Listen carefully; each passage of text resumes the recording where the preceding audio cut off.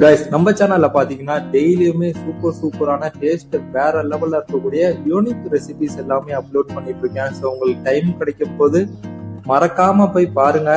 ஒவ்வொரு ரெசிபிஸும் வேற லெவல்ல இருக்கும், டேஸ்ட் சும்மா அல்டிமேட்டா இருக்கும்.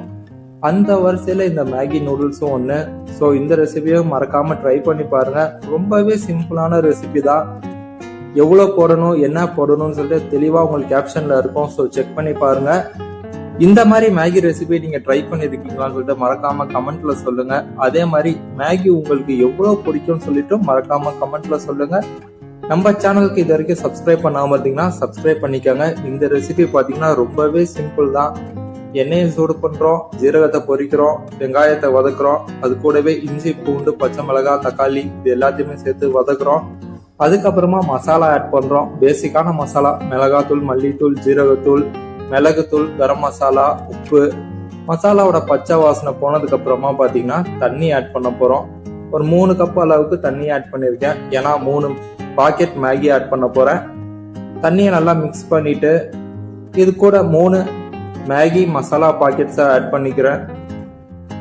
மசாலாவை நல்லா மிக்ஸ் பண்ணி விட்டுருங்க. தண்ணி பாத்தீங்கன்னா ஒரு கொதி வரட்டும். ஒரு கொதி வந்ததுக்கு அப்புறமா நான் பாத்தீங்கன்னா 3 பாக்கெட் மேகி நூடுல்ஸ் ஆட் பண்ணியிருக்கேன். கைஸ், நம்ம சேனல்ல பாத்தீங்கன்னா ஜூசியான சிக்கன் கபாப் ரெசிபி அப்லோட் பண்ணியிருக்கேன். KFC ஸ்டைல சிக்கன் பாக்கெட்ஸ் ஆட் பண்ணியிருக்கேன். முட்டை மசாலா இட்லி ஆட் பண்ணியிருக்கேன். இதெல்லாம் போய் செக் பண்ணி பாருங்க. டேஸ்ட் சும்மா வேற லெவல்ல இருக்கும், அதுக்கு நான் கேரண்டி தரேன்.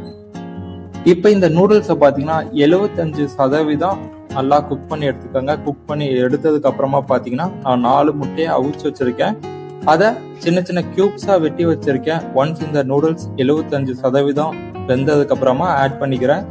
ஆட் பண்ணிட்டு நல்லா மிக்ஸ் பண்ணிட்டு ஒரு 2 நிமிஷம் நல்லா மீடியம் ஃப்ளேம்ல வச்சு குக் பண்ணிட்டு தேவையான அளவுக்கு கொத்தமல்லி போட்டு அடுப்பை ஆஃப் பண்ணிருங்க. அவ்வளவுதான், சூப்பரான புரோட்டீன் ரிச் சூப்பரான எம்மியான மேகி ரெடி.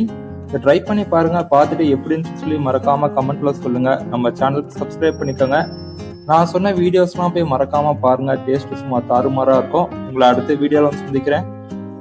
அது வரைக்கும் டாடா, பை பை ஃப்ரம் முன்னா. See you, take care.